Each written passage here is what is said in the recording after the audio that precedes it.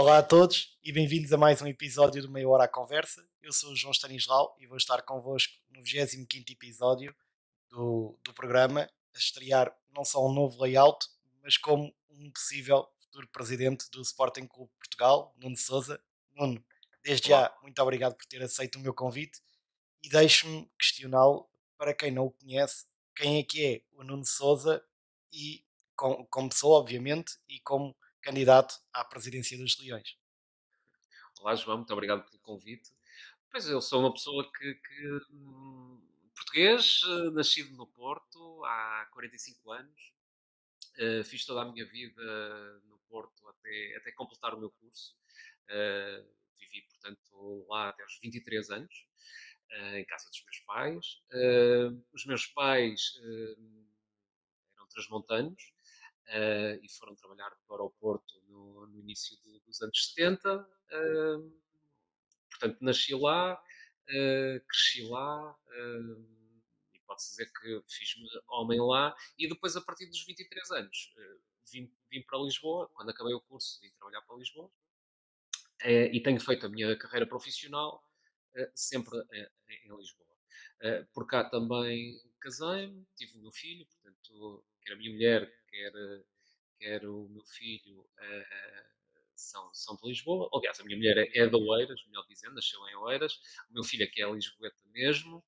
Ahm, portanto, fiz todo o meu percurso formativo no Porto, como disse. Tirei o curso na Católica de Gestão, também no Porto. Em termos de atividade desportiva, fui atleta do Académico do Porto, uma grande instituição da cidade do Porto, e antiga e com muita história, não só no basquete masculino e feminino, também no handball, no hockey patins. Ah, e, e, hum, e foi isso. Depois, por acaso, vi em 99, foi em 99, este é um facto curioso. Em 99 foi o ano em que comecei a trabalhar aqui em Lisboa. Portanto, terminei o curso e logo a seguir comecei logo a trabalhar aqui. E, portanto, 99 é o início do fim do jejum no futebol do Sporting, daquele primeiro jejum de 17 anos. Portanto, tive a felicidade de poder acompanhar todos os jogos em casa e alguns fora também. Mas isso já era normal, acompanhar alguns jogos no norte do país, mais perto de casa. Mas, portanto, fiz aquela campanha toda, e logo no primeiro ano uh, parecia que era necessário ter vindo para Lisboa para quebrar o enguiço. E assim foi, e lembro perfeitamente desse ano. Pronto, depois foi normal. A minha vida profissional foi decorrendo normalmente, até que, pronto, há coisa de 3 anos, comecei a envolver-me mais nestes temas do Sporting. Obviamente ia às eleições, votava, às Assembleias Gerais, mas ter uma vida mais ativa, se assim quisermos, foi há cerca de 3 anos, e que culminou há um ano e qualquer coisa com, vá lá, com a intenção de apresentar uma candidatura às eleições de 2022, e que agora estão praticamente à porta. Quanto ao resto, eu acho que é muito mais interessante os nossos os nossos espectadores irem tirando quem é que é o Nuno, quem é que eu sou, daquilo que forem ouvindo, das minhas respostas e às suas questões. Acho que é muito mais interessante do que eu estar a dizer que sou assim ou assado, as pessoas que tirem as suas próprias conclusões. Então deixe-me perguntar-lhe por aí, porque o facto de ter nascido no Porto mostra Sim. pelo menos uma coisa diferente. É que o Sporting não é o Sporting Clube de Lisboa, mas é o Sporting Clube de Portugal. Porque não era mais fácil o Nuno ser adepto do Futebol Clube do Porto? Era muito mais fácil, mas era impossível. Era muito mais fácil, mas impossível. Impossível para já porque, quer dizer, eu nasci numa família sportinguista. O pai era um ferrenho adepto do Sporting, a minha família também, e portanto seria quase impossível. Mas, no entanto, nós sabemos que, dada a pressão, a envolvência, obviamente quase todos os meus colegas eram portistas. Ainda para mais, não nos podemos esquecer que o Porto dá uma grande volta a partir de 82. 82 é aquele célebre campeonato do Alisson e é quando o Pinto da Costa assume a presidência do Futebol Clube Porto e o Futebol Clube Porto a partir daí começa a crescer de uma forma exponencial. Em pouco mais de 4, 5 anos o Porto já tinha ido a uma final da Taça das Taças, tinha sido campeão europeu, tinha sido campeão intercontinental, tinha sido campeão da Supertaça Europeia e estava a fazer também grandes equipas no hóquei e por aí fora. Mas eu diria que hum, é muito mais forte aquilo que os nossos pais nos podem transmitir, aqueles valores que nós nos reconhecemos ou não, e eu sempre me reconheci muito naquilo que são os valores do Sporting. Para já, desde logo, e como muito bem disseste, o nosso nome é Sporting Clube Portugal. E isso é uma coisa que, tirando o Atlético, eh, mais nenhum clube tem. E, portanto, isso é logo identitário daquilo que é de ser sportinguista. Por outro lado, o Sporting sempre foi um clube eminentemente eclético. E, portanto, isso também está muito inculcado naquilo que é ser sportinguista de fora de Lisboa. Portanto, eu lembro perfeitamente de ir acompanhar as voltas a Portugal em bicicleta à Senhora da Graça, por exemplo, com o meu pai, vermos as equipas do Sporting. Eu lembro perfeitamente das equipas de atletismo, do orgulho que era ter Carlos Lopes, Fernando Mamed, ver Carlos Lopes a ganhar a primeira medalha de ouro olímpico, Fernando Mamed a bater o recorde mundial, a nossa equipa de hockey ter sido a primeira a ganhar a taça dos campeões europeus.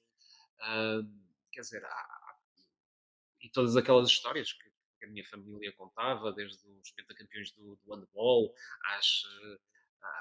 àquilo que tinha sido os cinco violinos, e portanto, neste conjunto de coisas que fazem os valores daquilo que eu acho que é ser do Sporting, é ser basicamente eclético, ter um forte apoio popular por todo o país. Estes devem ser os valores que, alguns aqui na história, nós se calhar perdemos um bocadinho esta característica que tinha sido dada tão fortemente pelo presidente João Rocha e que se foi perdendo e que vemos um Sporting de facto cada vez mais fechado, cada vez mais voltado para Lisboa. Isso é uma pena, porque depois vemos que os outros clubes fizeram precisamente o caminho inverso àquilo que o Sporting começou a fazer. Não é? E vemos que, por exemplo, o Futebol Clube do Porto percebeu que era importante também ter ecletismo, mas nunca atingiu o ecletismo do Sporting, mas teve grandes equipas de basquete, grandes equipas de handball, grandes equipas de hockey patins, ou seja, o presidente Pinto da Costa percebeu que era importante isso. O próprio Benfica também teve grandes equipas de basquete. Uh, Começaram a perceber que não podiam jogar só no campo de futebol. O Sporting, a certa altura, fez esse caminho inverso, que era tentar se concentrar em Lisboa, tentar se concentrar no futebol, diminuiu aquilo que era a sua massa associativa, perdeu um bocadinho daquilo que era a sua característica fundamental. Os outros, pelo contrário, começaram a perceber que havia ali grandes vantagens e mudaram um bocadinho das suas características. E no fundo, acho que foi o que nos últimos anos o Sporting tentou voltar a ser, desde a construção do pavilhão, voltar a ir à sua matriz eclética e pronto, é pena não estarmos ainda naquilo que era, pelo menos a visão do presidente João Rocha, de sermos um clube completamente nacional e até internacional na sua força, mas acho que o caminho se pode voltar a fazer. É o líder do movimento do Sporting e eu pergunto-lhe não como é que surgiu este Uhum. movimento, mas porque é que surgiu. E já agora, aproveitando para lhe perguntar se foi também uma das razões, no sentido de encontrar este Sporting mais fechado, como diz. Sim, desde logo o nome Sou Sporting, não é? Que foi criado num momento em que parece que mais importante que dizer, olha, sou do Sporting, era mais importante se nos víamos numa facção ou noutra, e muitas das vezes essas próprias fações são cavadas pela própria direção e da forma como comunica e da forma como parece que quer governar para uns, excluindo outros.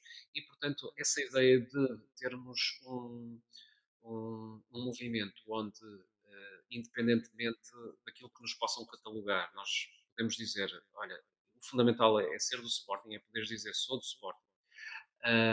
E aquilo que é fundamental não é o catálogo que te põe, o carimbo que te põe, mas sim as ideias que tu podes trazer para dentro do Sporting, ahm, para melhorar o Sporting, para que o Sporting cresça, para que haja, no fundo, um fator de agregação.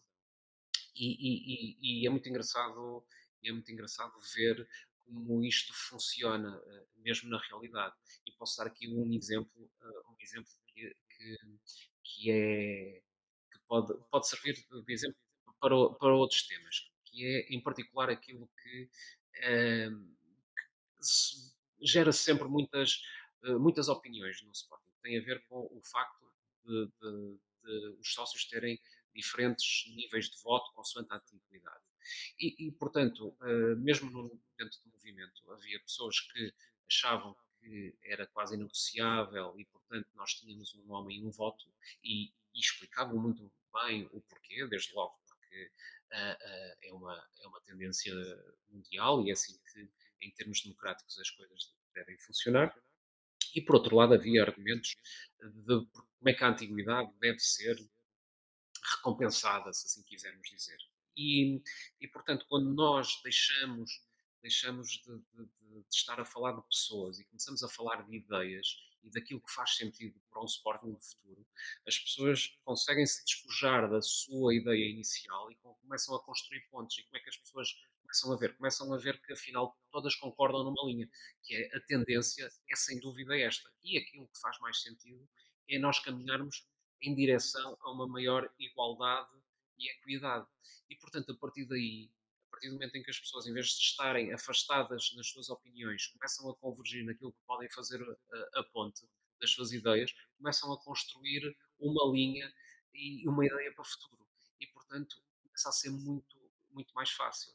E foi um bocadinho assim, com o contributo de diversas opiniões, que se começou a construir uma linha e que se fez congressos para podermos discutir essas ideias e expor essas ideias e as pessoas debaterem essas ideias e depois começou-se a fazer um movimento de convergência dessas ideias e que depois, mais tarde, fez com que, ok, temos estas ideias, concordamos com estas ideias e depois fizeram esse desafio de então porque é que não encabeças estas ideias e apresentamos estas ideias ao eleitorado sportinguista, aos nossos consócios, e pomos à prova se estas ideias são válidas ou não. Foi um bocadinho por aqui que isto nasceu e que, olha, hoje estamos aqui a falar um com o outro.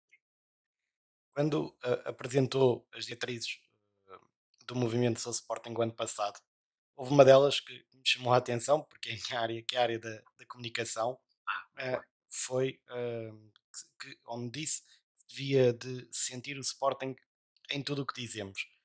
E eu vou-lhe perguntar como é que isto é possível, sabendo de antemão que vai discordar, mas ehm, eu vou assumir, ou eu assumo, que os canais oficiais dos clubes, até que possam falar mal da pessoa A, B ou C, não falam propriamente mal do clube em si.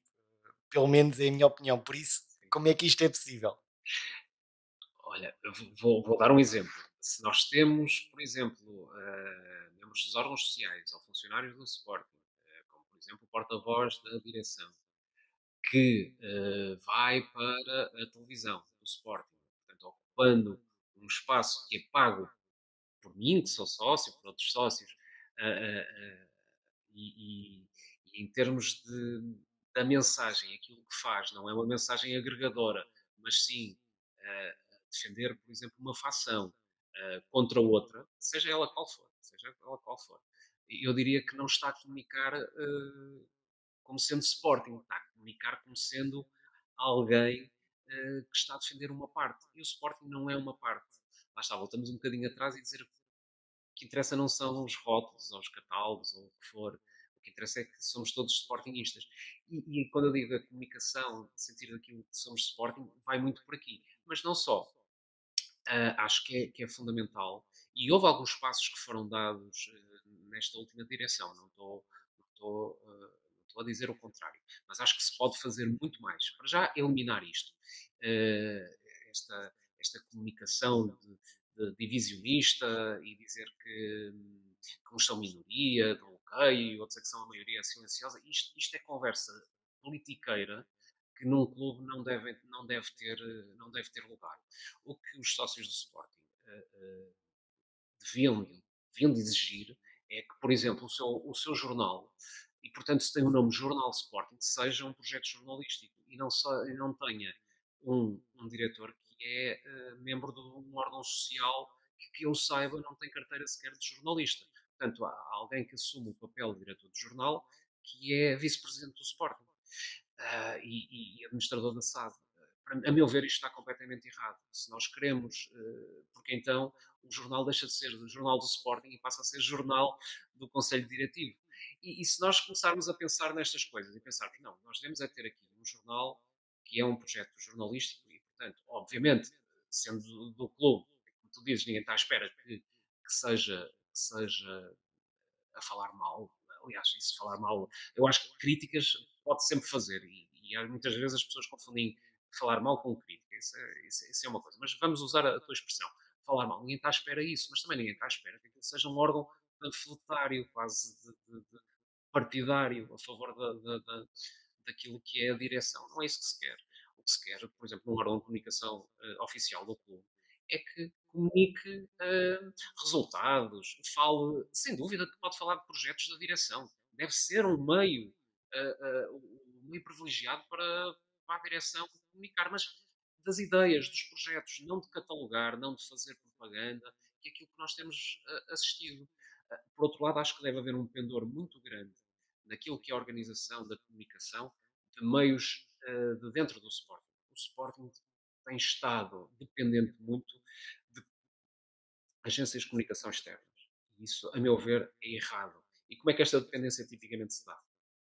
Dá-se porque, no momento em que são as eleições, as direções, as listas que se concorrem eh, eh, para a sua campanha, assentam muito em agências de comunicação, ficando depois, obviamente, comprometidas. E isso é uma coisa que não devia de acontecer. Devia de haver mais estabilidade naquilo que é a comunicação, mas quem diz a comunicação diz as outras coisas. Aquilo que se fala sempre, ter uma estrutura é isto. E não é sempre que muda uma direção. Muda as agências, muda tudo portanto, volta-se sempre ao ponto zero da comunicação. Devia de haver uma estrutura profissional, mas obviamente profissionais sportingistas, obviamente, isso aí parece-me óbvio que devem ser, que essa vá lá, é a linha vermelha que não se deve passar, acho que devem ser profissionais sportingistas, e que se deve, obviamente, uma direção pode dar e deve dar as suas linhas mestres, mas não se deve imiscuir naquilo que é um trabalho eminentemente jornalístico de informação e de agregação dos sócios e não divisionista nem ao serviço daquilo que é uma direção. Porque senão aquilo que nós vemos é que uh, temos uma direção que está em campanha eleitoral há praticamente 3 anos. Uh, e não é isso que se pretende. O que se pretende é que o Jornal do Sporting chegue a cada vez mais sportingistas, que a Sporting TV chegue a cada vez mais sportingistas e depois não só. Há muita coisa da comunicação que está a ficar, de facto, fora trás. Olha, desde logo, por não termos uma app, isso é outro dos pontos fundamentais da campanha, porque aquilo que pode vir atrás de uma app é todo um ecossistema que não tem só a ver com a comunicação, mas tem a ver muito com aquilo que é o relacionamento do dia a dia do sócio e até do adepto com o clube. E por outro lado, uma excelente forma não só de vender produtos, serviços, mas também como aumentar aquilo que tanto se gosta de falar na terminologia das empresas, que é o engagement. Aquilo que nós temos atualmente é uma total ausência de estratégia daquilo que tem a ver com isto. de unir aquilo que é uma tendência que é a digitalização, com outra tendência que é, de facto, haver uma comunicação, porque as pessoas cada vez procuram mais comunicação, eh, e, portanto, aquilo que nós vemos é que não há uma estratégia do lado destes órgãos sociais e desta direção em particular para isto, nem para o digital, nem para a comunicação, porque aquilo que nós vemos é que nada melhorou, nem ao nível da época, quer dizer, passaram-se 4 anos desta direção, nem ao nível da comunicação. Sim, podemos dizer que em alguns aspectos, por exemplo, nas redes sociais melhoramos. Melhoramos, sim senhora, nos backstage e assim. Mas isso não quer dizer que seja uma comunicação, por exemplo, direcionada aos sócios, que são vá lá, o principal motor daquilo que é um clube. Aquilo está aberto a todos, está aberto a qualquer adepto, mas depois falha naquilo que devia de ser uma estratégia de crescimento, naquilo que devia de ser uma âncora e até um nicho para captar mais sócios, desde logo para dar conteúdos premium a quem fosse sócio, a poder fazer de alguma forma captação de novos sócios. Enfim, pode haver aqui um ecossistema tal, o criar aqui um programa de sócio e isto tudo ser pensado e estruturado de tal forma que no final do dia desse que houvesse o tal engagement superior, houvesse uma monetização daquilo que é a relação, porque vamos lá ver o que é que interessa enquanto Sportingista, que o Facebook do Sporting tenha 2,5 milhões de likes. O que é que isto dá ao Sporting? Eu só conheço é que o Sr. Zuckerberg agradece muito que estejam lá, mas isto dá zero ao Sporting. E é isto que não se vê nesta direção. Seja neste tema da comunicação, seja na digitalização, seja naquilo que é a perspectiva do futuro da relação dos sócios e como é que vamos resolver esta questão dos votos, que eu estive a falar aqui há bocado e que tu lembraste muito bem, por exemplo, noutra situação não seria este o presidente, seria o João Benedito, mas já aconteceu outra situação no passado também, quando foi Luís Godinho Lopes e Bruno de Carvalho, também seria Bruno de Carvalho o eleito, claramente, nessa eleição, mas temos outros pontos. Os núcleos estão completamente abandonados, embora quem percorrer aquilo que foi as promessas eleitorais está lá dado grande destaque aos núcleos, mas aquilo que nós vemos é que há uma ausência total de estratégia, não se percebe para que é que existem núcleos no pensamento que é esta direção, ou aquilo que é um fator, que eu acho que vai ser um fator, vai haver dois fatores-chave, penso eu, nesta campanha eleitoral, e que é preciso dar resposta a eles. Um tem a ver com a transparência, que cada vez é mais exigida, e ainda bem. Vivemos numa sociedade cada vez mais instruída, as pessoas gostam de cada vez mais perceber aquilo que existe, e nós vemos isso, a dificuldade em passar as contas ah, do clube tem a ver com o nível de exigência dos sócios ter subido, não tem a ver com mais nada, e cada vez há de ser mais difícil. Se mantivermos esta opacidade daquilo que é a relação, a falta de explicação, da clareza, porque aquilo que nós vemos na AG, ao contrário do que dizem, é que cada vez há mais pessoas, olha, por exemplo, como eu, João. Eu portanto, tenho um curso de gestão, sempre estive habituado a fazer avaliações seja de empresas, seja de projetos, seja do que for, e portanto, Então, mas a deixe-me, pensar desculpe há interrompê-lo, outros sócios que também têm essa capacidade de questionar. mas desculpe interrompê-lo. Já lá vamos às contas, mas tocou aqui num ponto que eu acho que é fundamental, que é uma coisa que eu defendo há muito tempo, que é, nós estamos a falar, o Sporting é uma das maiores empresas portuguesas. Sim, E, ao contrário de muitas outras empresas, os clubes têm um potencial de relação com o consumidor que outras empresas não têm, que é o caso da fidelidade e da paixão que sentem. Mas eu também acho que esse envolvimento não é praticado por nenhum dos clubes em Portugal, pois não, pois não. diga-se de passagem. E nesse sentido, eu quero lhe perguntar, porque foi algo que eu achei bastante ambicioso e gostava de saber como é que era. Porque também falou que é, é uma nova ideia que eu acho que devia de ser mesmo implementada, mas eu não percebi Uhum. bem como, porque como disse há pouco, só há dois clubes em Portugal, que é o Sporting e o Atlético. E a ideia de se fazer um clube de Portugal e não um clube para os sportinguistas, em teoria, parece-me excelente. Mas como é que isso se constrói, principalmente num país que está subdividido em três, porque a maior parte das pessoas são do Benfica, do Porto e do Sporting, Certo, e começa a haver um crescimento também. Em Guimarães também tem uma grande facção, claro. o Braga começa a crescer, portanto, fora isso que eu não lhes quero chamar minorias, mas em comparação com os três grandes, têm menos adeptos, mas subdividindo nesses três, como é que é possível existir um clube de Portugal? Tem que se estar onde as pessoas estão.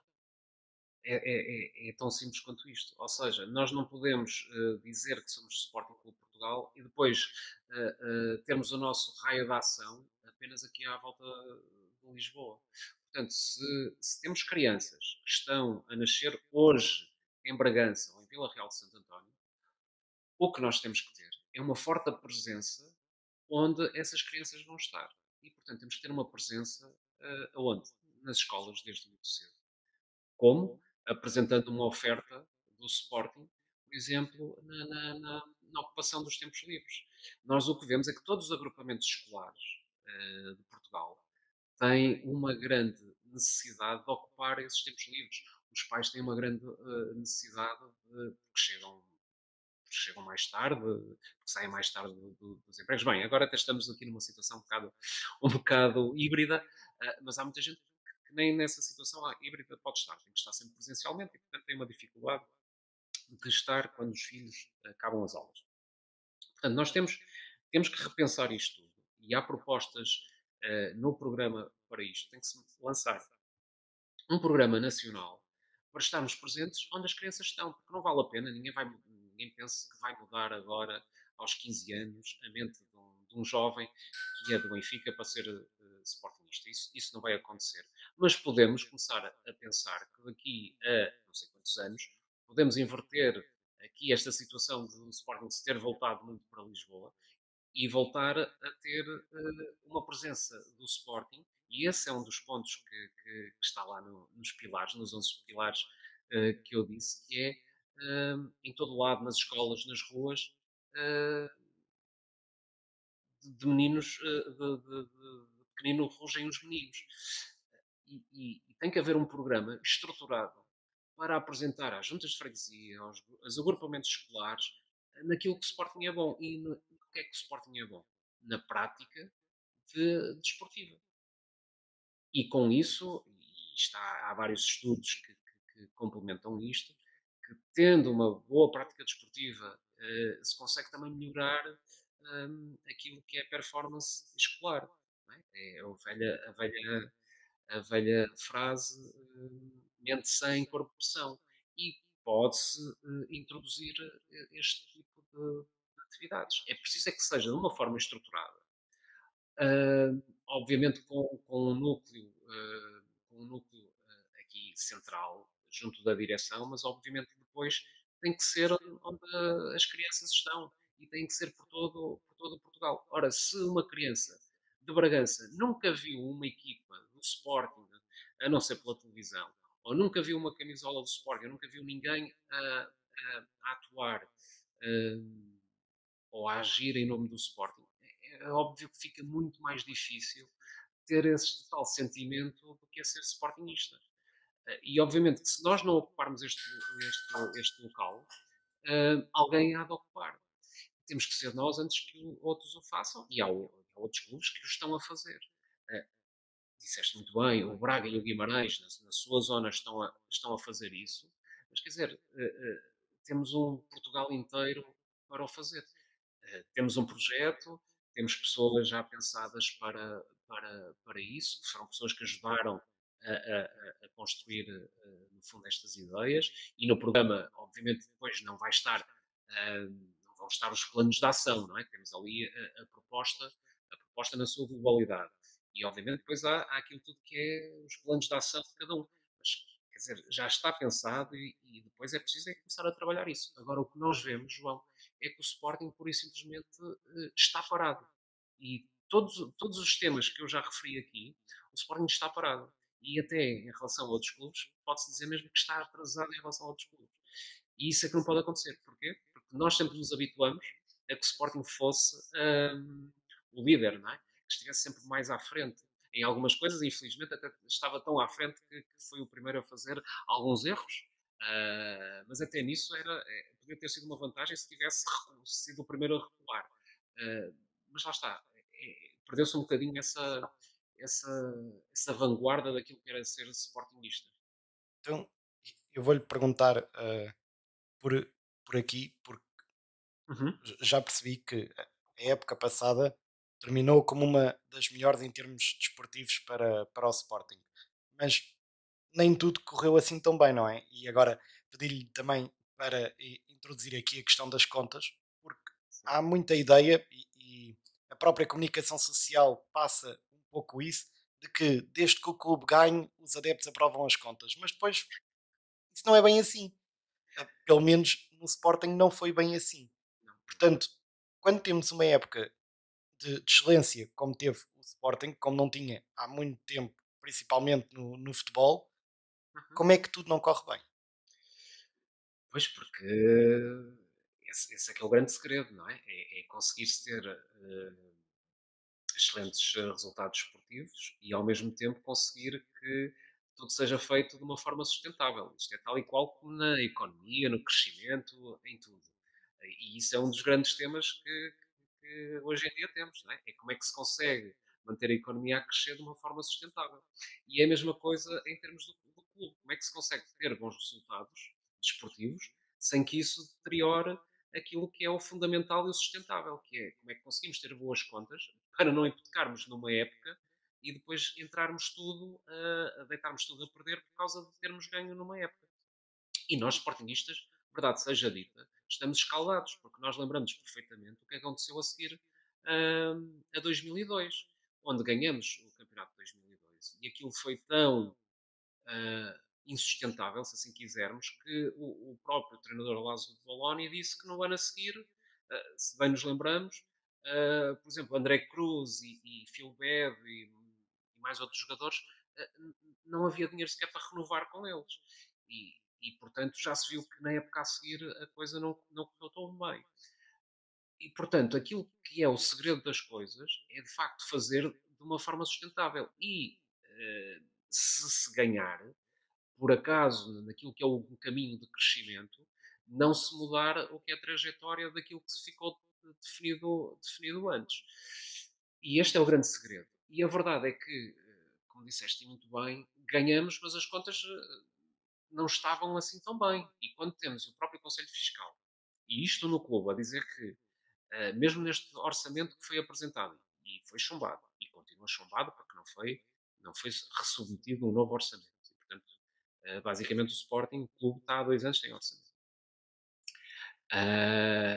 Aquilo que dizia no parecer era que novamente estava a ser feito um déficit de quase 4 milhões de euros. E isso todos os anos a acumular, pode-se ver que, ao final de uns anos, se transforma num passivo insustentável. O que é que, o que, é que os sportinguistas deviam de exigir e exigiram com o chumbo do lado, e que se calhar não foi percebido do lado do Conselho Diretivo? É que era necessário arrepiar caminho e apresentar algo que contrariasse isso, um plano. E ninguém conhece um plano que seja desta direção. Esta direção não tem um plano para a sustentabilidade, para o crescimento. Olha, no fundo, aquilo que a União Europeia está sempre a pedir, por exemplo, aos países, né, que apresentem um plano de estabilidade e crescimento.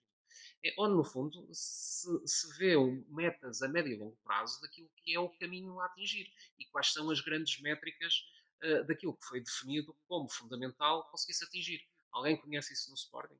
Alguém já ouviu sequer alguma palavra acerca disso? Ninguém conhece.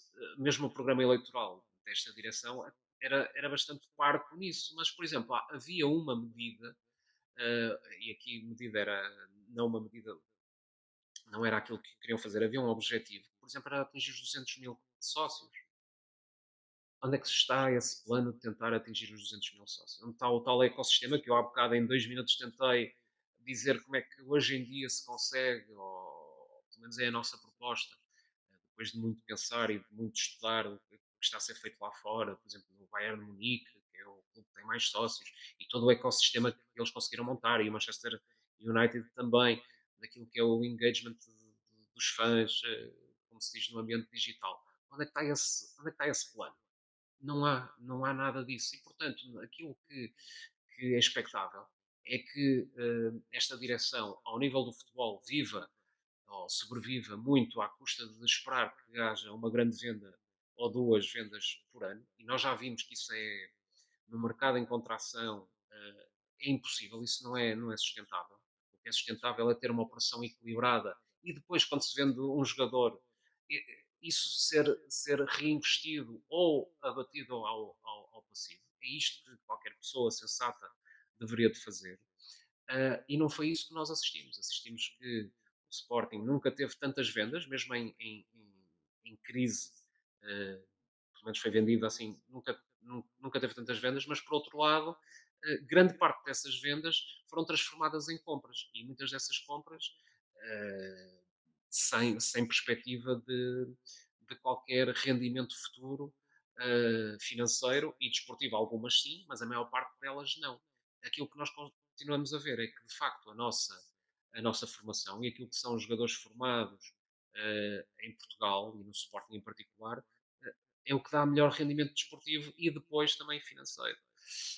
Portanto, era preciso haver um plano deste para o futebol e depois para o clube. Quais são as fontes de receita do clube?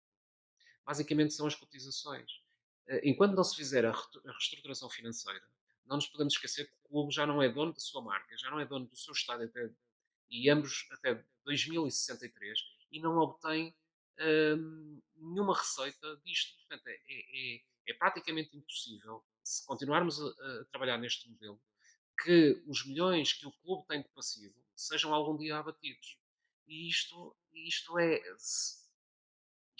a mim causa-me calafrios. E causa-me calafrios tanto mais que eu não vejo interesse nenhum de quem é responsável em tentar resolver isto. E mais, não quer sequer apresentar, não quer pôr isto a conhecimento dos sócios. E depois ainda diz com algum desprezo, alguma desfaçatez, que o facto do clube há uns anos não dever nada à SAD, ou seja, o acionista neste momento deve à sua filha. E isto é complicado, não é? Isto é muito complicado. Quanto muito, poderia ser ao contrário, e é assim que normalmente as empresas funcionam, que é o acionista empresta à sua filha para a filha crescer e depois devolve, seja em dividendos, devolve os empréstimos. O Sporting está ao contrário. E aquilo que nós vemos é esta direção dizer que não há problema nenhum. Uh, e aquilo que muitos sócios dizem é que há de facto um problema. Porque mais tarde ou mais cedo podemos ser confrontados com qualquer coisa do género daquilo que aconteceu com o Belenenses. Com uma agravante. É que o Belenenses era dono do seu estádio. E o Sporting já concessionou isso até 2063 à SAD. O Belenenses era dono da sua marca. O Sporting já concessionou isso também à SAD. E, portanto, eu vejo aqui, neste ponto, um ponto essencial para resolver. Se acrescentarmos a isto, temos os VMOCs a vencerem-se em 2026, em dezembro de 2026, e que estamos a 4 anos desse vencimento, 4, 5 anos, e não se vê, e portanto já gastamos aqui desde 2014, veja-se os anos que já gastamos, e portanto 2014, 2026 é daqui a 12 anos, pois 7 anos já passaram sem que esta direção tenha feito grandes passos para isso. E, portanto, o Sporting está na iminência, o Sporting está na iminência, dentro em breve, e se não equilibrar a sua operação, e se não liberta meios para recomprar os VMOCs, pode ficar reduzida a sua participação a 30 e poucos por cento daquilo que é a SAD, e, portanto, perder a SAD para sempre. E depois eu quero ver como é que o clube sobrevive, porque depois com 30%, como é que vai fazer face àquilo que é a sua dívida no clube já monstruosa, se assim quisermos dizer, passivo. E são estes problemas que nós nunca vemos debatidos por esta direção. Aliás, continua a vender que está tudo bem. E de facto não está tudo bem. tenta-se passar essa imagem e obviamente que há muita gente que pode estar iludida por causa dos resultados desportivos, mas eu não vou dizer que vem lá o diabo, porque nada disso. Acho que tudo na vida se consegue resolver. É preciso é que alguém priorize isto como de facto a prioridade, que é a sustentabilidade, porque senão amanhã não temos Sporting para os nossos filhos. Ah, e quando digo não temos Sporting, é nesta configuração que nós conhecemos, que é um Sporting eclético, um Sporting que tem a sua SAD e que controla a sua SAD. Podemos cair num modelo completamente diferente. E aí depois os sócios depois não podem dizer ou que não foram avisados, ou que não tiveram opinião ou opção de escolha. Tiveram e fazem sempre as suas escolhas. Têm que estar conscientes, e eu acho que é isso que muitas vezes não estão, porque há uma desinformação propositada desta direção, que as suas escolhas têm consequências. E, e era isso que nós todos devíamos de estar cientes, é que quando escolhemos um caminho, depois mais à frente vimos a colher as consequências desse caminho que escolhemos. E muitas das vezes, e nós já vimos que muitas das vezes não escolhemos bons caminhos, não é?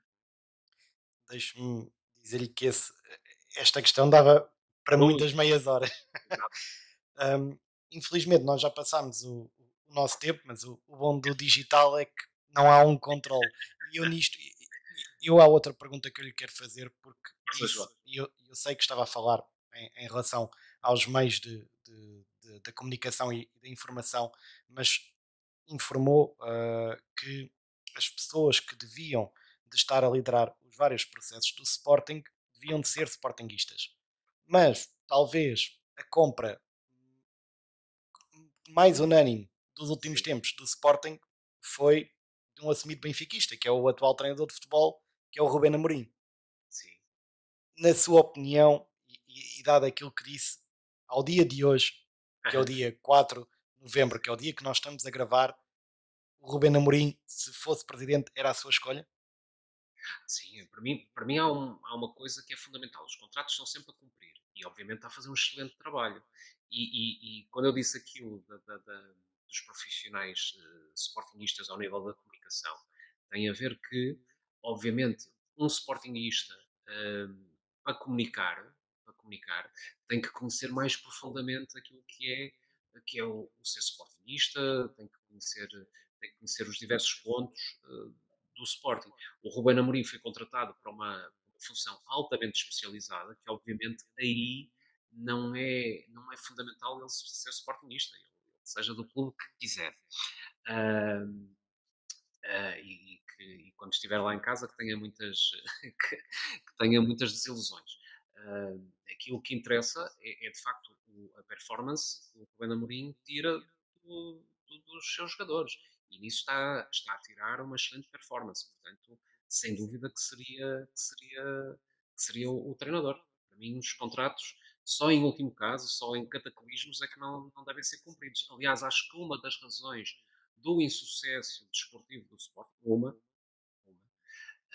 depois há muitas outras, é de facto a facilidade com que se mudou ao longo do tempo de treinadores. E vemos que os clubes que tipicamente têm melhor performance desportiva são aqueles que mantêm os treinadores durante mais tempo. O Sporting é que, se formos fazer a média, deve dar, e nesta direção foi a mesma coisa, ou seja, não podemos, não podemos escamotear que esta direção fartou-se de andar aqui a escolher treinadores até acertar, não é? Sem dúvida, o Ruben Amorim seria para manter, enquanto fosse bom para ele e for bom para o Sporting, espero que fique há muitos anos, sinceramente. Será bom sinal, será sinal que estamos, em primeiro lugar, a vencer e que estamos todos satisfeitos com o seu trabalho. Eu tenho aqui uma rubrica final no meu programa, que é o tempo de compensação, que normalmente são Nós já perguntas. entramos nisso há um tempo, não? O tempo de compensação Já, já. já. Só que normalmente são perguntas Hum, rápidas que eu peço também respostas breves. tá bem, Mas eu vou abrir uma exceção fica. aqui para o Nuno e vou-lhe pedir, vou-lhe dar 2 minutos, 3 minutos, para Hum, se dirigir aos espectadores sportinguistas e para lhes poder passar a mensagem.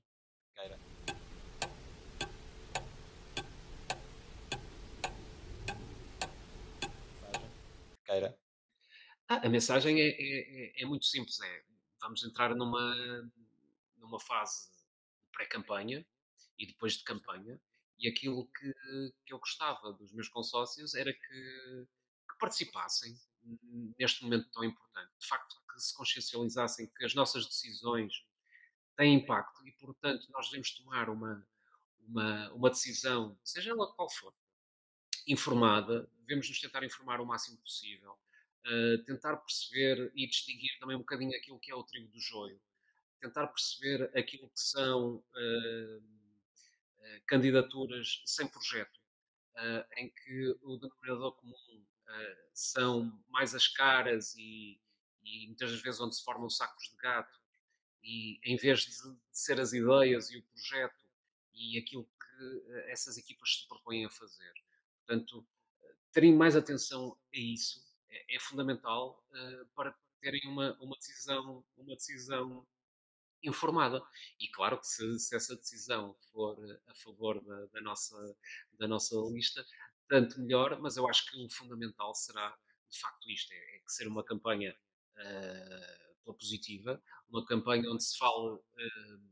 Onde não se anda a falar de Paulinhos, nem de Rubén Amorins, nem de se a bola entra ou não, ou vamos votar neste porque fomos campeões, ou não vamos votar naquele porque não fomos campeões, onde se discuta realmente aquilo que se quer para o futuro, aquilo que é um projeto de sustentabilidade, aquilo que é um projeto de futuro, aquilo que pode permitir a que os nossos filhos tenham a mesma sorte de ver um Sporting pujante, como nós tivemos já em algumas épocas, e para o futuro, virado para o futuro, não estarmos presos àquilo que possam ser coisas do passado e valorizarmos sim qual é o projeto e quais são as ideias para o próximo quadriênio. Isso é muito mais fundamental do que estarmos a discutir questões pequenas, se a bola entra, se não entra, se foi comprado, se não foi. Acho que é muito mais importante pensarmos nisto e depois tomarmos a nossa decisão consciente e que as nossas decisões de facto têm impacto naquilo que é o futuro do nosso clube. Nuno, muito obrigado pela sua participação, foi um Obrigado. gosto enorme. Quando quiser voltar, está sempre convidado, até João, porque é do só, é Sporting só dizeres. há muito para falar. Ui, Da, da minha parte é tudo. Não se esqueçam de subscrever o canal e as redes sociais, estão aí de baixo, e qualquer questão que tenham, deixem o vosso comentário, seja para mim, seja para o Nuno, que eu faço-lhe chegar e de certeza que ele irá responder. Muito obrigado e até para a obrigado, João. semana.